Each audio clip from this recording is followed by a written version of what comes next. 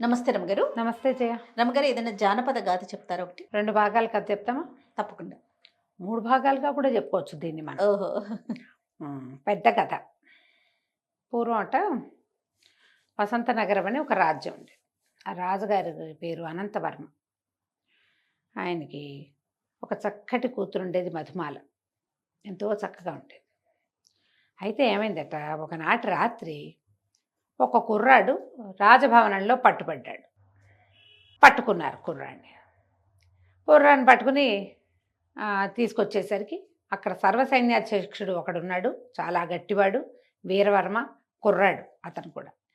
ఈ పట్టుబడిన కుర్రాన్ని తీసుకొస్తే తీరా చూస్తే వాడెవడు, వీళ్ళ ఆస్థాన వైద్యుడైన గోవింద శర్మ గారి కుమారుడు. ఓహో! వాడి పేరు ముకుందుడు. వీడు గ్యారంటీగా దొంగతనానికే వచ్చాడని అరిచారు. వీడు ఒప్పుకోలే. ఆ ముకుందుడు అన్నవాడు, కాదు కాదు, నేను దొంగతనానికి రాలేదు, నేను రాజకుమార్తె కోసం వచ్చానన్నాడు. అనేసరికి వీళ్ళంతా నిర్ఘాంతిపోయారు. రాజకుమార్తె కోసం రావటం ఏమిట్రా నీ బొంద అంటే, ఈ సైనికులు ఒకరిద్దరు చెప్పారు, ఈయన మామూలు వాడు కాదండి, కొంచెం వెర్రైనా, చూడ్డానికి అందంగా బ్రహ్మాండంగా 6 అడుగులు ఉన్నాడు, కానీ అమాయకుడు, వెరుబాగులు వాడు, ఏదో నోటుకొచ్చినట్టు మాట్లాడతాడు, వాళ్ళ నాన్నగారు పిలిచి అప్పచెప్పేసేయండి, వీడికి ఏమి పరీక్షించద్దు, ప్రశ్నించద్దు అంటే వీళ్ళు ఊరుకోలే. రాజకుమార్తె కోసం వచ్చాననగానే రాజుగారికి ఒళ్ళు మండింది, సైన్యాధ్యక్షుడికి ఇంకా ఒళ్ళు మండిపోయింది. ఆ సైన్యాధ్యక్షుడికి ఆ రాజకుమార్తెను పెళ్లి చేసుకుని ఈ రాజ్యానికి రాజైపోదామని ఉంది వాడికి. నా అంత సమర్థుడిని నేనే, వీడొచ్చి రాజకుమార్తె కోసం వచ్చానని చెప్తే ఎట్లా? పైగా వీరవర్మ సామాన్యంగా బలిష్ఠుడు, ఎత్తైనవాడు. ఈ ముకుందుడు మహాందగాడు, వాడు 6 అడుగులు ఉన్నాడు, చక్కగా ముట్టుకుంటే మాసిపోయేలాగున్నాడు, ముక్కు మూతి నవ్వు అన్నీ బాగుంటాయి. వాడు ఒక 5 నిమిషాలు మాట్లాడాక ఏమిటి వీడు తేడాగా ఉన్నాడు అనిపిస్తుంది. అమాయకుడు అనమాట అతను. అదేలేండి. వీళ్ళిద్దరికి, రాజుకి సైన్యాధ్యక్షుడికి ఇద్దరికి ఒళ్ళు మండిపోయింది. ఒక చెంపకాయ పీకారు, కొట్టారు. రాజకుమార్తె కోసం రావడం అంటే, రాజకుమార్తె అంటే నాకు పంచప్రాణాలు, మేమిద్దరం అప్పుడప్పుడు కలుసుకుంటున్నాము, రాజకుమార్తె కూడా నేనంటే ఇష్టం, వాళ్ళప్పుడెప్పుడో నేను వచ్చినప్పుడు ఆమె నవ్వింది, తర్వాత మేమిద్దరం మాట్లాడుకున్నాం అని చెప్పాడు. దీనికి పూర్వభాగం ఏం జరిగింది? గోవింద శర్మ గారు ఆస్థాన వైద్యుడు. రాజకుమార్తెకి మొహం మీద మొటిమలు వస్తాయి, ఏదైనా ఇబ్బంది వస్తుంది, చిన్న జ్వరం వస్తుంది, ఎప్పుడూ ఆయనే వైద్యం చేసేవాడు. ఈ రాజుగారి దగ్గరికి వచ్చేటువంటి చిన్న పొన్న సమస్యలన్నిటికీ ఆయనే వైద్యం.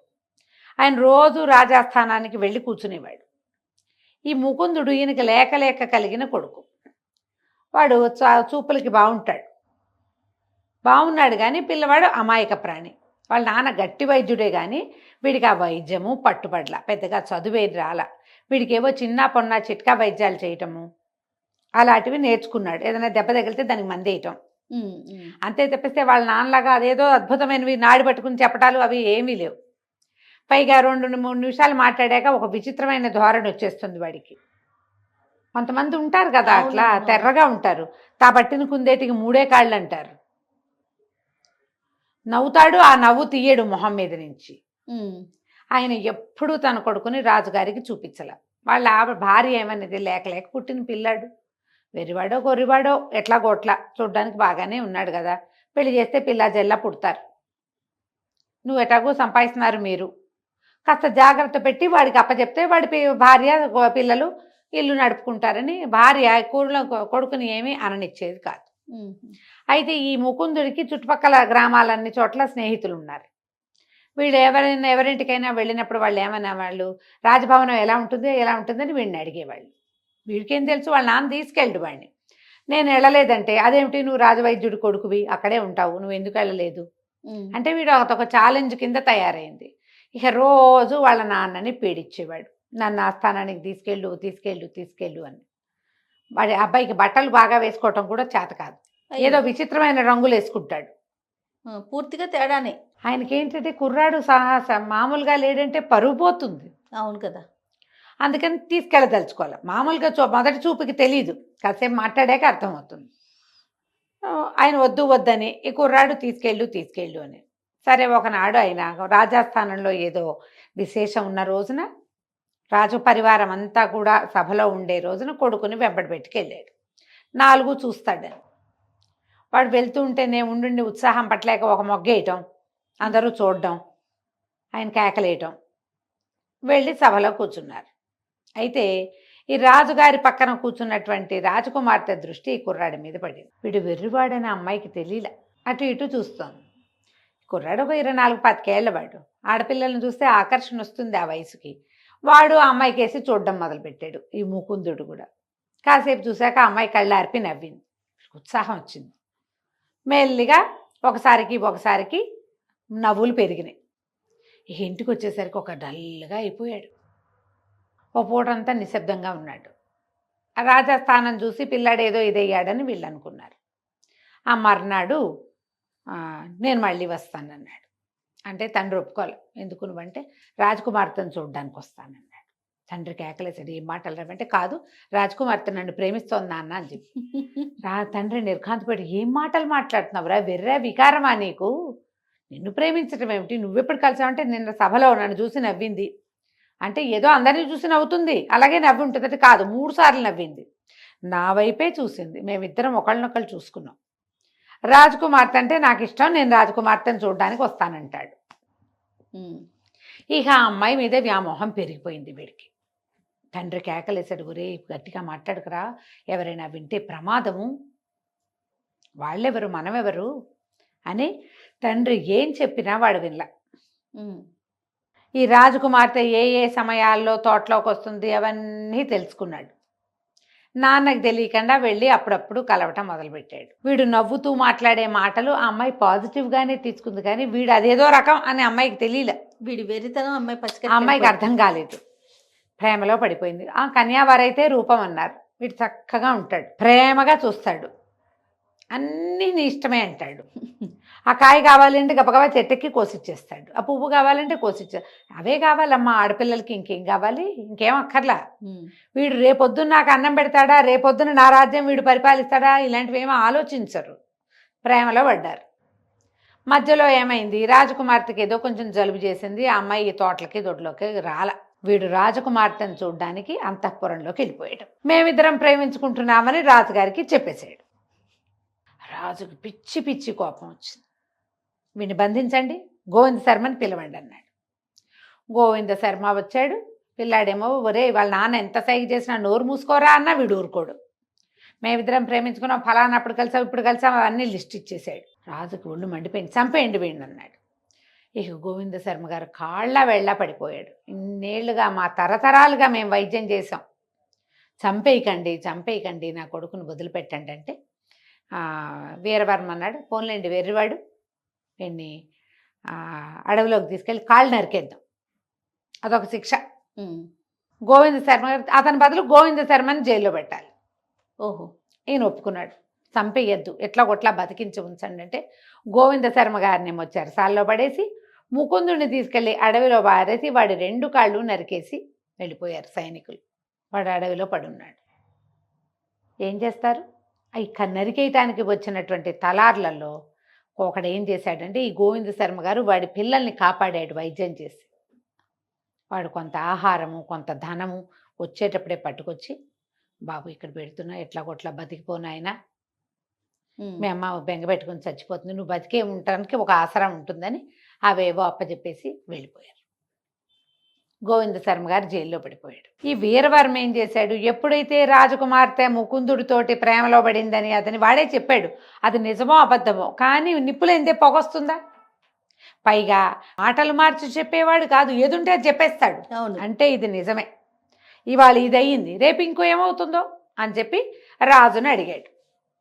ఈ రాజకుమార్తెనిచ్చి పెళ్లి చేయండి, ఈ రాజ్యానికి నేను రాజు అవుతాను అంటే రాజు పళ్ళు రాలగొట్టేస్తానన్నాడు.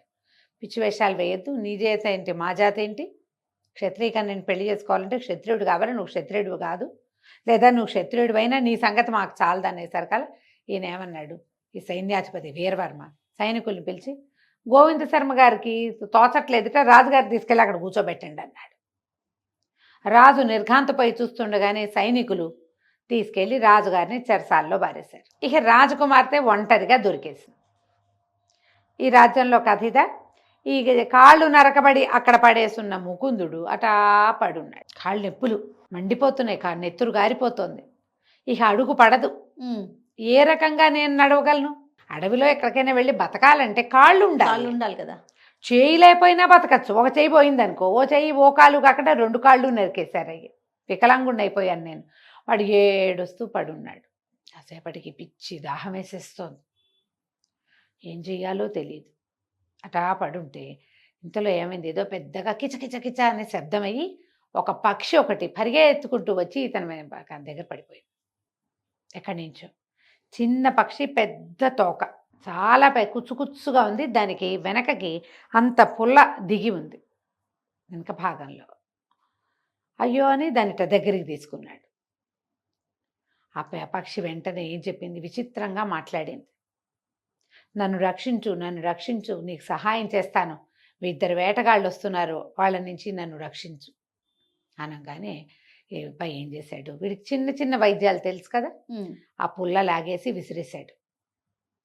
విసిరేసి కాస్త అటు ఇటు చూస్తే ఏవో 2-3 ఆకులు కనపడ్డాయి. డేక్కుంటూ మెల్లిగా ఆకులు తీసుకొచ్చి నలిపి ఆ పక్షికి ఎక్కడైతే దెబ్బ తగిలిందో, పుల్ల లాగేశాడుగా, అక్కడ పెట్టేసి దాన్ని గట్టిగా అదెం పెట్టి ఆ పక్షిని ఇట్లా తన బట్టల్లో దాచుకుని పొదల చాటుకి మెల్లిగా డేక్కుంటూ వెళ్ళి ఒక పొద చాటును కూర్చున్నాడు. 2 వేటగాళ్ళు వచ్చారు అక్కడికి. ఇక్కడే ఎక్కడో పడిందిరా, ఎక్కడ ఉంది అని వెతకడం మొదలుపెట్టారు. ఎంత వెతికినా వాళ్ళకి కనపడ్డా. ఇంతలో ఏమైంది, ముకుందుడు వెర్రివాడంటే ఒక తెంపర్తనం ఉంది కదా వాడికి. వీడు ఏ పొదలో దాక్కున్నాడో ఆ పక్కన ఒక పొట్ట ఉంది, అందులోంచి ఒక పాము వస్తుంది బయటికి. వీడు ఏం చేశాడు, చటుక్కున ఆ పాముని పట్టుకుని ఆ ఉన్న అక్కడ తిరుగుతున్న ఆ వేటగాళ్ల వైపుకి విసిరేశాడు. ఎప్పుడైతే విసిరేయబడిందో ఆ పాము బుస్సు అనేసరికల్లా వేటగాళ్ళిద్దరూ కంగారు పడి, అబ్బో ఏదో పుట్ట చేదిరినట్టుంది, పద పద ఇక్కడ ఉండుండదు పిట్ట అని వాళ్ళిద్దరూ అవతల పారిపోయారు. ఈ బట్టల్లోంచి ఆ పిట్టను బయటికి తీసాడు. తీస్తే ఆ పిట్టను అడిగాడు, ఎవరు నువ్వు, ఇదేంటి ఎట్లా మాట్లాడుతున్నావు, నీకు మాటలు ఎట్లా వచ్చు అంటే, నాకు చాలా విషయాలు వచ్చు, నేను నాకు 200 రెట్లు బరువున్న వస్తువుని కూడా మోయగలను, అందుకని వీళ్ళు తమ దగ్గర ఉంటే వీలుగా ఉంటుందని వాళ్ళు నన్ను పట్టుకోవటానికి ఈ పని చేశారు. నాకు చాలా శక్తులు ఉన్నాయి, నేను ఎక్కడి నుంచైనా ఏదైనా చేసేయగలను.